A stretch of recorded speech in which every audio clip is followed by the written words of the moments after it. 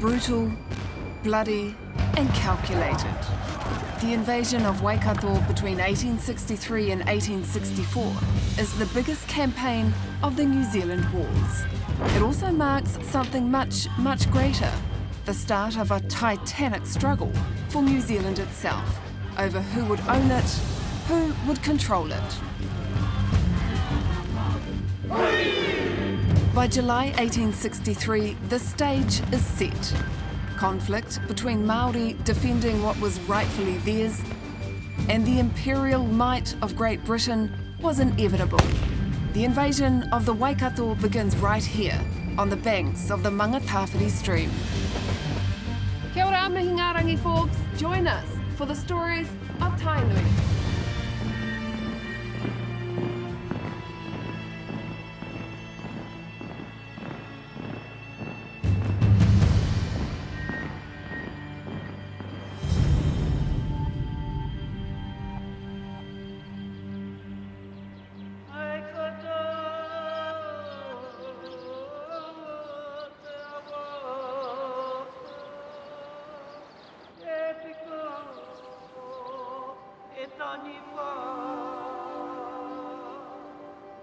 The invasion of the Waikato is the most significant of the New Zealand Wars, and at the heart of it, this awa, the Waikato River.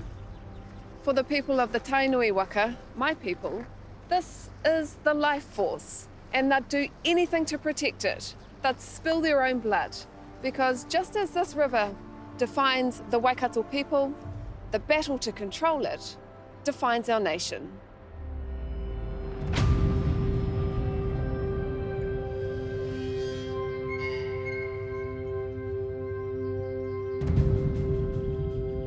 But the Waikato River, this living taonga, and more than 1 million acres of land, would ultimately be lost to those who hold it sacred, in a struggle signalled long before the actual invasion itself.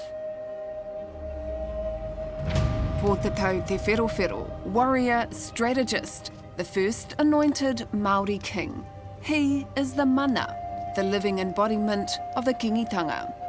And Sir George Grey, soldier, statesman, dedicated imperialist. He is the colonial governor, the Queen's voice in her furthest colony, and the other central figure in this unfolding drama.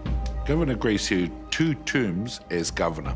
On his first tour of duty, he actually learnt to speak Māori. He got on with Pōtatau, and they had a wonderful relationship, actually so much so that Governor Grey asked Te Wherowhero to become the protectorate of Auckland. Governor Grey, he heard that the northern tribes were going to attack Auckland, so he pleaded for Te Wherowhero to protect Auckland. And so Te Wherowhero, 1849, signed a military protection agreement. Later on, it really went sour in the discussions between Governor Grey and Te Wherowhero. E pō, tukuna tō Kiingitanga ki raro. E kao, e hara I au te Kiingitanga. Nō ngaiwi katoa te motu. E pō, I will wage war against you for 7 years or more, until you are no more. And I will resist you for 8 years, for 9 years or more. You see, we will not go away. E pō, I have cows with extensive progeny. When I release my cows onto your lands, they will drink up your waterways until they are all dried up. Your springs, your rivers, your lakes, your streams. That may be so, if it's merely rain, formed in the clouds, soon to fall to the ground. only to be dried up by the sun. Then maybe your cows can drink all our waterways. But my people come from a well deep in the ground. We will not be dried up. Governor Gray was clearly stating his primary objective. And in our eyes, his primary objective was to annihilate, to acquire complete sovereignty under the British rule. Old man, what will you eat? We will eat mamaku, para. We will be sustained by the fruits of our forest. And when that food is gone, what will you eat then? You. I will eat you.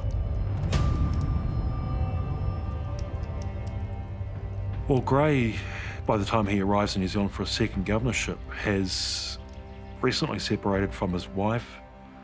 He's basically an opium addict, and he finds that the old tricks that he employed in the 1840s no longer work, and he can't get away with flattery and that kind of thing anymore. The context has changed dramatically. In the 1840s, he didn't have a Māori king movement that he was required to deal with.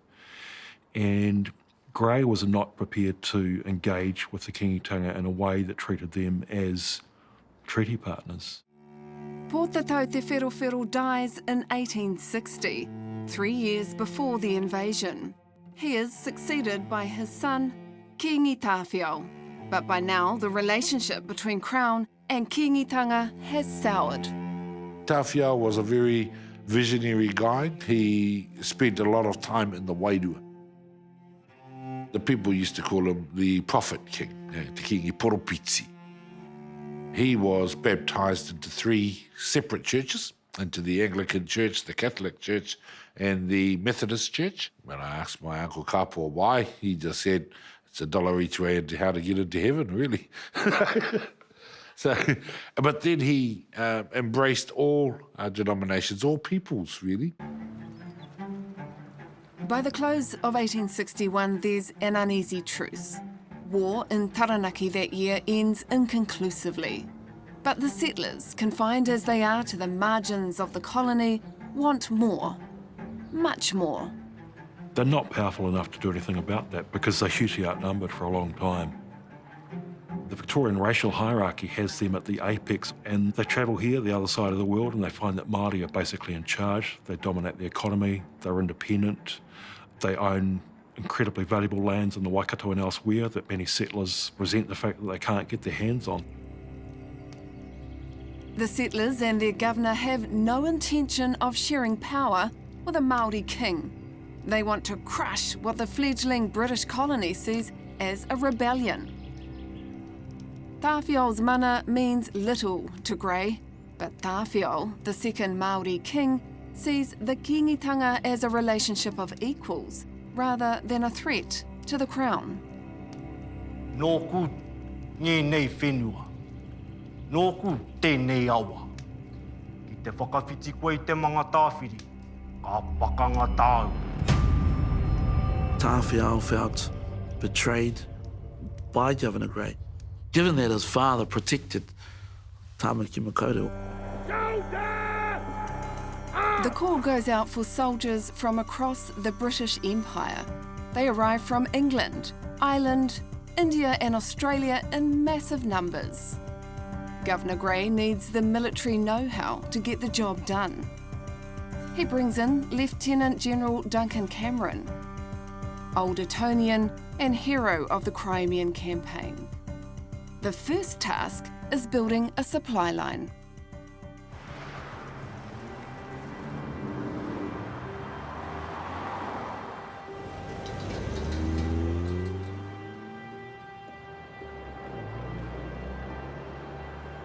Travelling down Great South Road, and thousands of New Zealanders would be doing this every single day.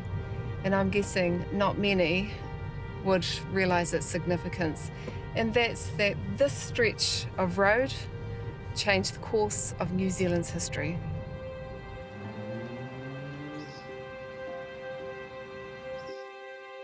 The military road relentlessly cuts through bush and hillsides, finally reaching the Mangatawhiri stream just south of the Bombay Hills by March 1863.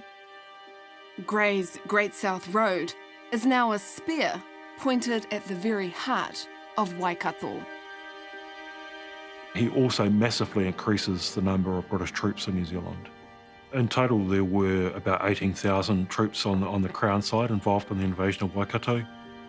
So you've got a professional standing army belonging to the world's great superpower, which Britain was in the 1860s, unquestionably the world's leading superpower, up against a civilian population that doesn't have a standing army, it doesn't have a supply line. So Kiingitanga fighters not only have to defend themselves, but they also have to feed themselves. They begin to set up camp, and the threatening images in your mind, if you can visualize, fires burning and now people wondering what's going on, what's happening here. And all these soldiers are all positioned, ready to go into battle. Our people were overwhelmed. The images of fires, people, tents going up, it would have put the fear of not only God into them, but the fact of the matter is that they had to try their best to prepare themselves for the worst to come yet.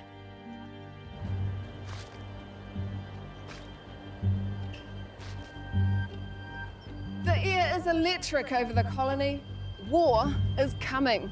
But war needs justification, and Grey completes that by issuing two impossible ultimatums to Waikato Māori. The first to the villages just down here on the south banks of the Manukau Harbour. They sent their pānui out to our people in South Auckland. I'm sure I can recite part of that. The pānui says, to the natives who reside in the Manukau district in the Waikato frontier, you are hereby required immediately to take your oath of allegiance to Her Majesty the Queen, and to give up your arms to an officer appointed by the government for that purpose. Natives that comply with this order will be protected.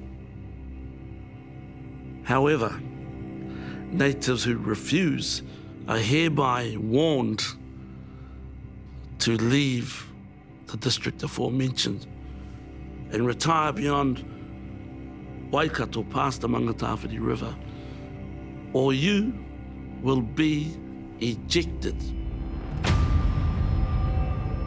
The invasion of Waikato was a predetermined war of conquest and invasion on the Crown's part.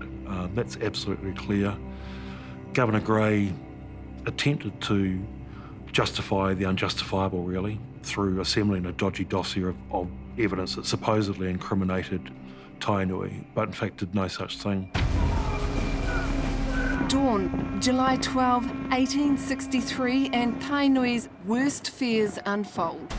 Hundreds of imperial troops cross the Mangatawhiri River. This is the dividing line, the frontier between colonial Auckland and the sovereign Māori lands of Waikato. When they cross the Rārangi Aukati, that's what they call it, we have a tikanga called Pike Hawani, and Pike Hawani is a broken truce. So he did it deliberately, broke that line, and declared war. The British make very, very slow progress south, and their supply lines and troops marching down the Great South Road are subject to frequent attacks. It's not really until November that the British start to make significant progress south. Significant progress also demands control of the river. The Waikato was the State Highway 1 of its time. Whoever controlled the river controlled the war. And in 1863, these are the game changers. Steam-powered Ironsides with awesome onboard firepower, capable of quickly delivering troops to the front line. What they hadn't encountered was the gunboats on the river before. So they tried to fell trees in the river to try and stop it, but it was too little and not enough to be able to stop the boats. And then the cannons firing from the river, as well as the troops coming on the land, had never been encountered in the Waikato before.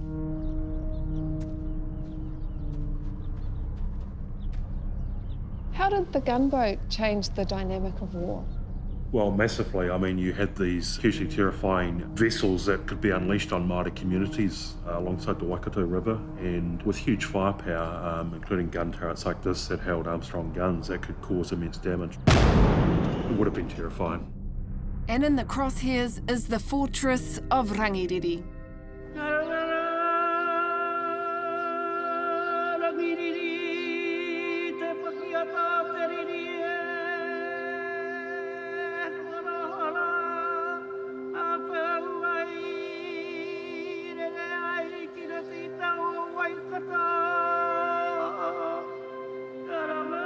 Rangiriri is the trophy they so desperately want, the last battle par between imperial troops and the conquest of the Waikato. Or so they think.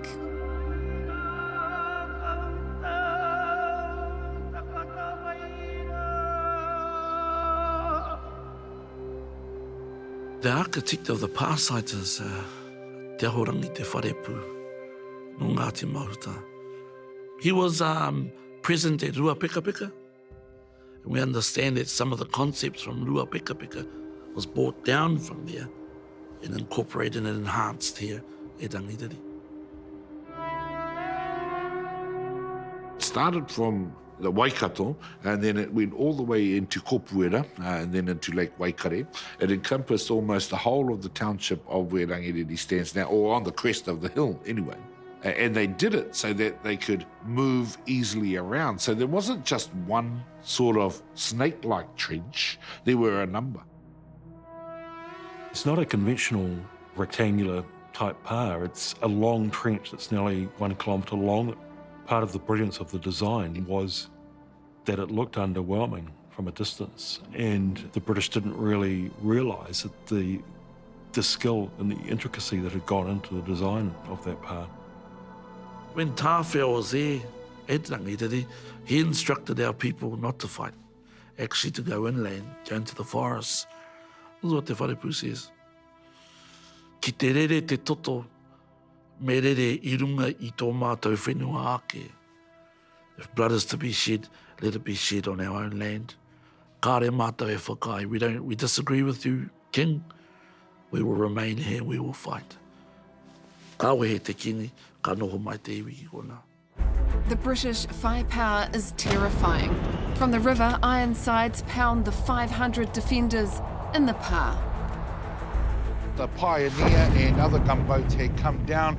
They were shelling from the river. You were getting fire from the cannons on the land. And so it was a totally brand new experience. But they had heard about cannon fire, and that's why the trench warfare was established. And they tried to do them so that it absorbed a whole lot of the shock.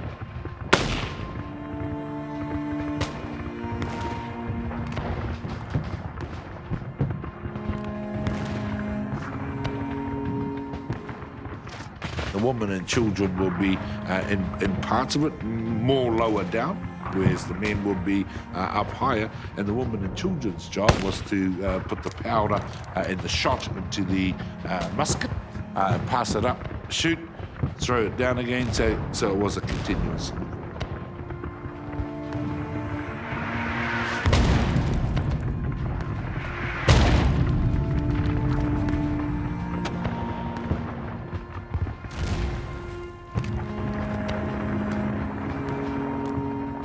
The British fear the defenders will slip the net if an attack isn't mounted immediately.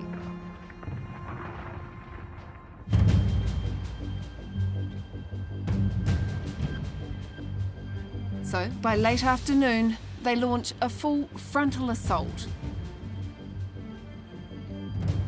But as they charge through the bracken and onto the pa itself, they begin to realise just how formidable it actually is. The defenders have lured their vastly better equipped foes into a trap.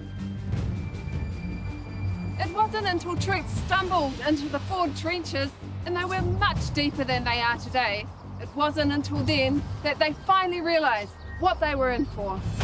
It was a shooting gallery. The trenches at Rangiriri are 4 metres deep, and when the British attempt to scale those on the 20th of November 1863, they find that their ladders aren't long enough. Well, that's not good, eh? So, you know, you get there, you get stabbed with a bayonet or shot with a musket, and so they had to go back and they had to make extensions to their ladders so that they could get all the way up to the top of the parapet. The British make repeated attempts to storm that, and they suffer heavy casualties. It's a desperate situation. Casualties are piling up as multiple assaults on the pa fail. The defenders hold out till nightfall, but they know they can't hold out much longer. They're almost surrounded. The outcome is inevitable. Those who can escape, those who can't, are taken prisoner of war and forced marched to Auckland, where they're jailed on a barge on the Waitemata harbour. In the confusion, women and children make a run for it, down the long eastern escape route and through the swamp. Hopelessly trying to escape capture, but the troops have the higher ground.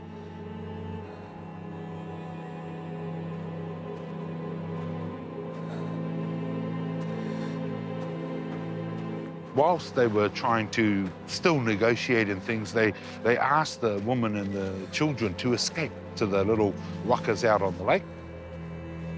They began to run because they were being shot at.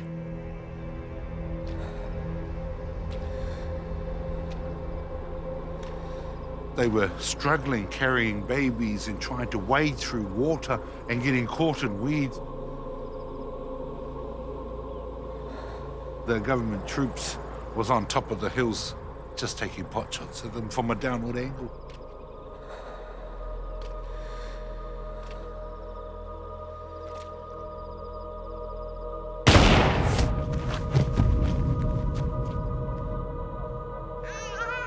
They were literally slaughtered.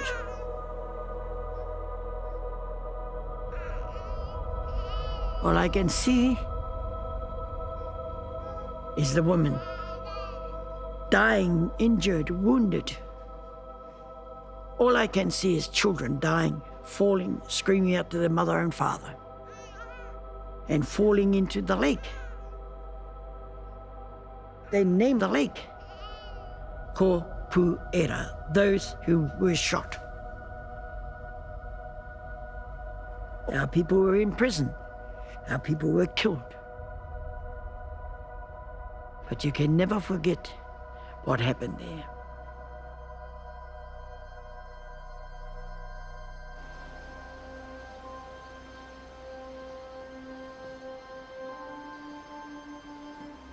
The historic cemetery at Rangiriri tells much about the way we commemorate history. The headstones recognise the colonial and imperial casualties, which were high, 130, including more than 40 officers and men killed.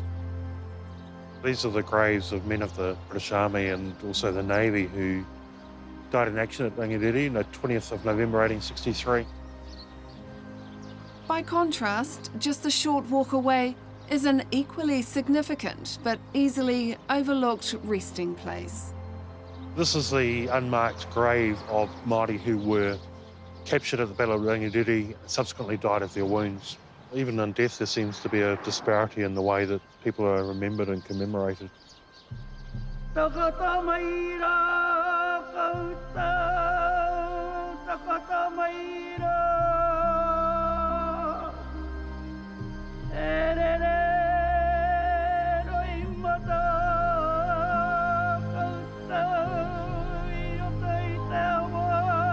With Rangiriri lost, the Kiingitanga sues for peace. Gray warns that he'll only talk terms with Tawhiao if he abandons his capital at Ngārua Wāhia. Tawhiao obliges. The Union Jack is raised, but Gray hasn't gone to war to teach the Kiingitanga a lesson. He's out to destroy it. Māori, though, aren't about to give up. They build what will be the greatest defensive line established by either side in the New Zealand Wars. A 10-kilometre-long defensive arc of trenches, tunnels, bunkers and redoubts centred at Pāterangi, stretching from Te Awamutu to the Waipa River in the upper Waikato. Pāterangi was prepared for this battle, this fight. Well, history tells us that it was so well prepared that General Cameron and his officers found that they would only take that with serious loss, if they could take it at all. So they decided to bypass Pāterangi and come to what they saw as the food bowl of Pāterangi, Rangi Aotearoa.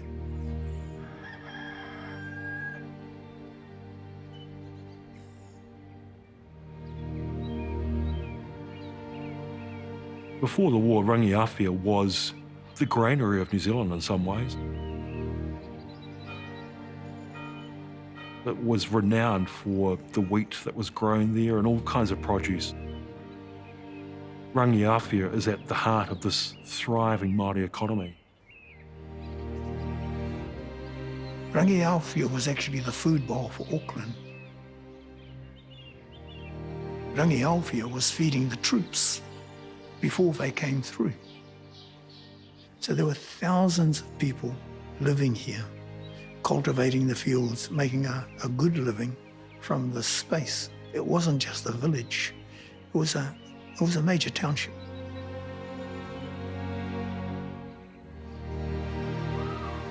Rangi Aotearoa is not only a thriving agricultural centre, but for more than 20 years, Māori and Pākehā intermingle here, living together, worshipping together.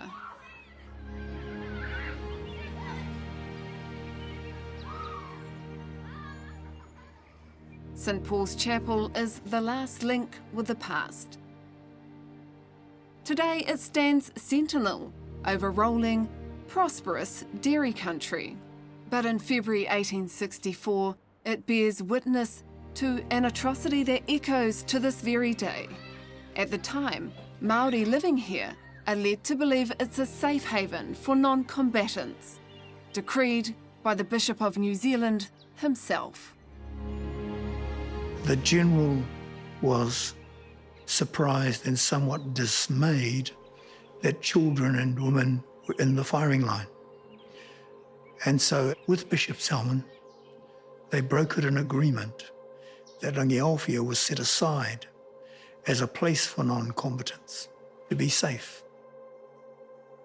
Well, that was the expectation. Late on the evening of the 20th of March, 1864, Cameron orders his troops to march in single file silently around the Pāterangi defences, so that they sneak around it in the middle of the night with the aid of some Māori guides.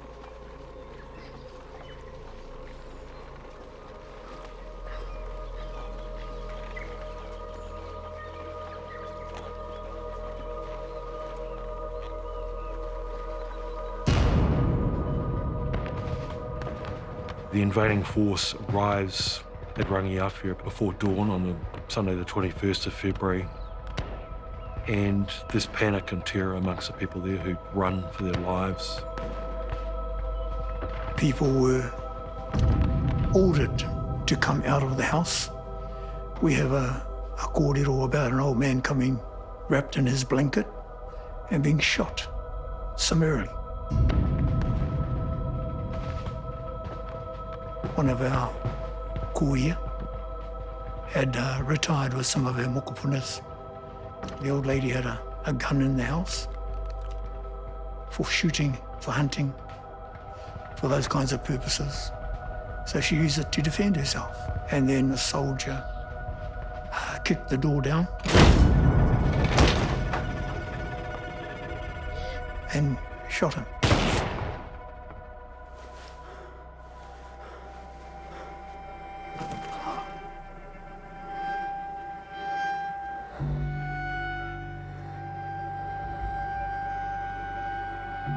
We have this story from our nanny Mamae. As a 10-year-old child, she was playing down by the creek, and then they heard shots, and her mother told her to take her younger siblings into the bush and hide until whatever was happening stopped. Her name at that time was Wikitoria. So she did that, and unfortunately, it didn't stop. So she escaped with her siblings to Otorewa.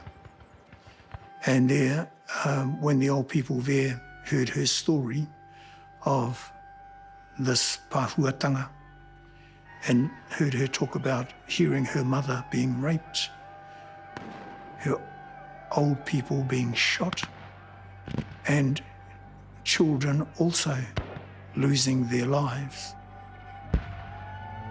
they changed her name and called her Te Mamae, which means the pain, the sorrow. Because the fighting force is away holding the line at Pāterangi, only old men, women and children are left to defend the village. They make for easy prey. Looting, burning, murder. No one is safe.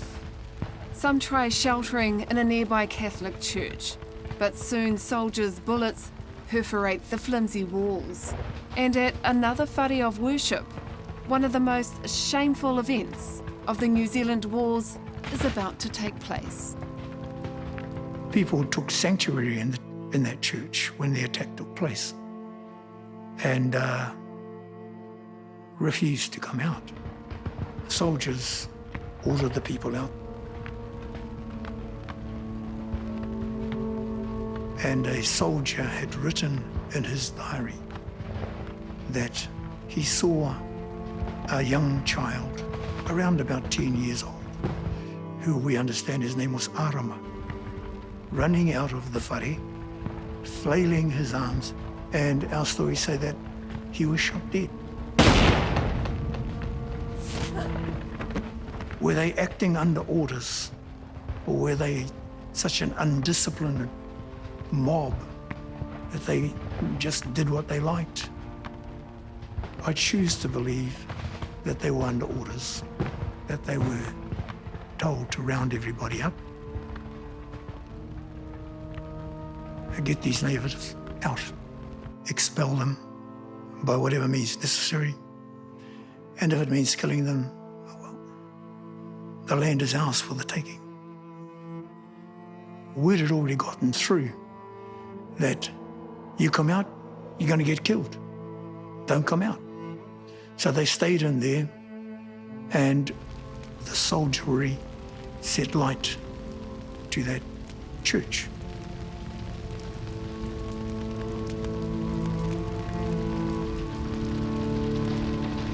You can understand how this still affects us today.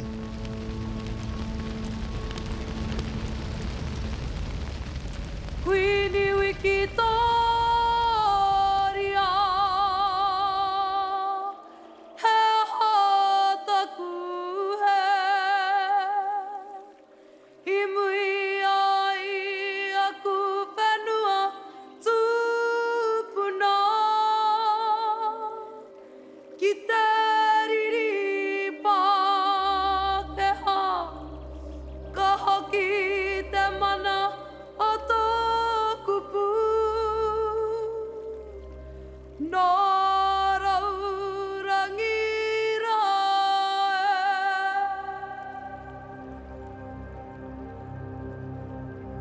After Rangiaowhia, after the loss of their industrial heartland, there's nowhere to go. Those who can trudge off into exile in Tainui, neighbouring Maniapoto. Others remain committed to the fight, and ahead lies Ōrākau, the final stand of the war for Waikato. A whole number of tūwharetoa and whakanui had come up to support at Ōrākau. And then Tūhoe had come over and Kahungunu. By the time those other iwi had come, they were tired and they were weary, and they were still digging their trenches by the time the militia came. And they really wanted to engage directly with the troops. They didn't want to take their weapons back all the way to Tūhoe without being fired. So the emotions were quite strong that an engagement should be taken very soon. Their decision and idea was to do so at Ōrākau. Ōrākau in Ngāti Maniapoto is home to the senior fighting commander Rewe Manga Maniapoto. Manga's view was totally opposite.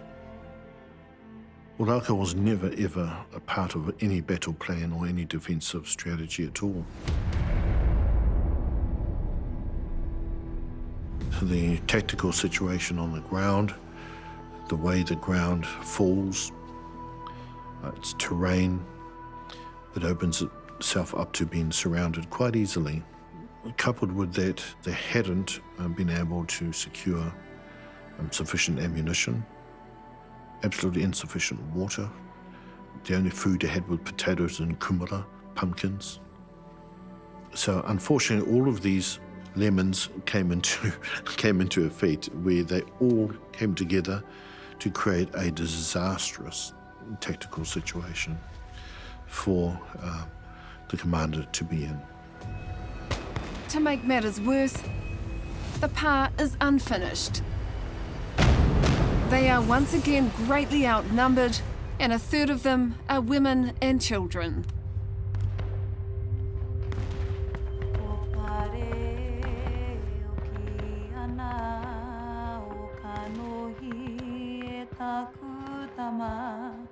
Ma te atuana te whenua, e toto kei te pai o te riri, e aroha kei te pai.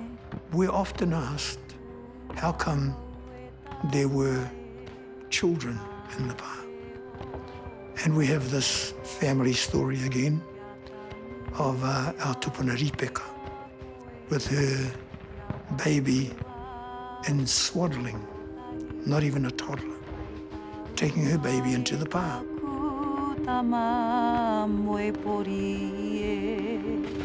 And we're asked, how come? And we say, Rangiaowhia was the example. It was supposed to be safe. Where's safe for my baby? The only safe place for my baby is in my arms.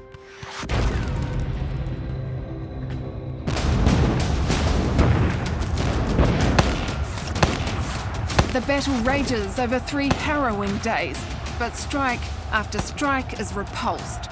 The defenders are determined to fight on, despite overwhelming odds, and for both sides, the casualties begin to mount.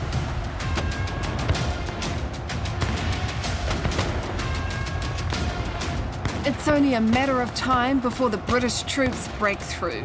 Engineers have sapped their way right up to their outer trenches.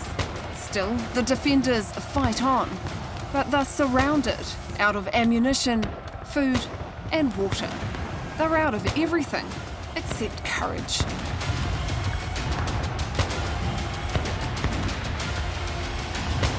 A message is sent to the pa: save your women and children. But there's no faith the British will keep their word. Not anymore. The influences that had happened at Kopuera and Rangiaowhia meant that they didn't trust the word of the enemy. The battle was almost at the end. They'd been fighting already for a number of days. So Cameron sent out his emissary to go and treat for surrender. What is said next will be remembered as one of the most iconic quotes in New Zealand history, coming from Rewi Maniapoto, a rallying cry for generations of Māori to come. E hoa! E kore e mau te rongo! Ka whawhai tonu mātou, mō ake! Mō ake! Ake! Whātoi mano kururu! Hono te kaumau hātatau! Haia te marama! O te whiti mai te o pataua! O te kāwana o te paka! It symbolised the determination, not only his, but of Māori people.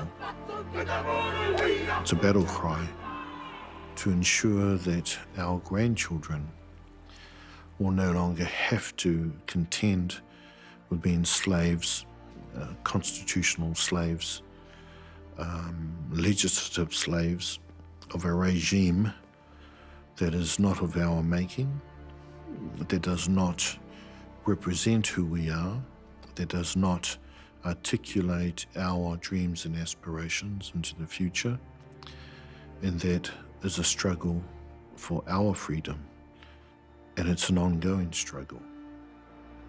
And the men wouldn't fight alone.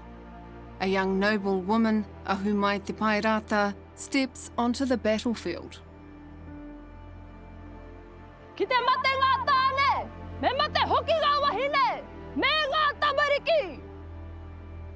Ai ora kau te mai o te riri, e pepe a te iai te kore! Ki te mate ngā tāne, me mate hoki ngā wahine, me ngā tamariki! Kawa mai tōnu mātou! Hoke! Hoke! Hoke!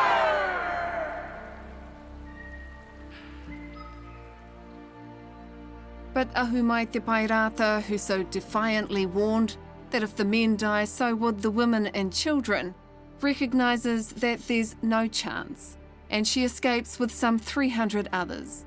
But in the dash for freedom, she is shot 4 times and seriously wounded. And worse is yet to come.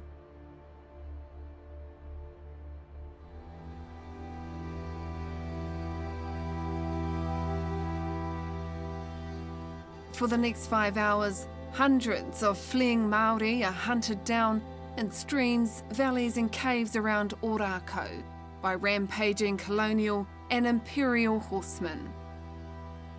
It's estimated some 200 Māori died that day. As I walk down these slopes, I think of the men, the women and the children hacked down so brutally. He Mamae. This is the defining conflict in New Zealand history, in my view, far more so than World War I and World War II. For so long, Gallipoli was kind of a focus, and for Pākehā, a sort of foundational narrative for the nation, but really the invasion of Waikato in July 1863 is a decisive moment in New Zealand history. We live with the consequences of it today in so many ways. I'm well taught by my elders. Utua te kino ki te pai. Turn the other cheek.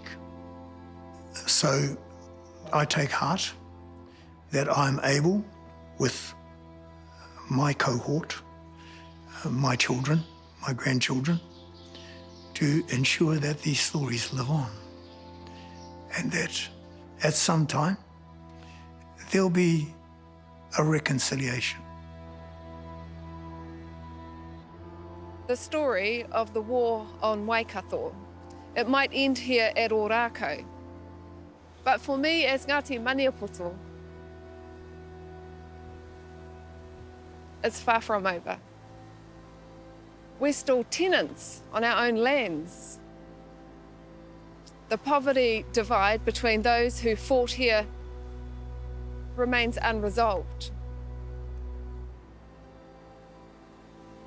And we as New Zealanders, all of us, we live with the consequences of that to this very day.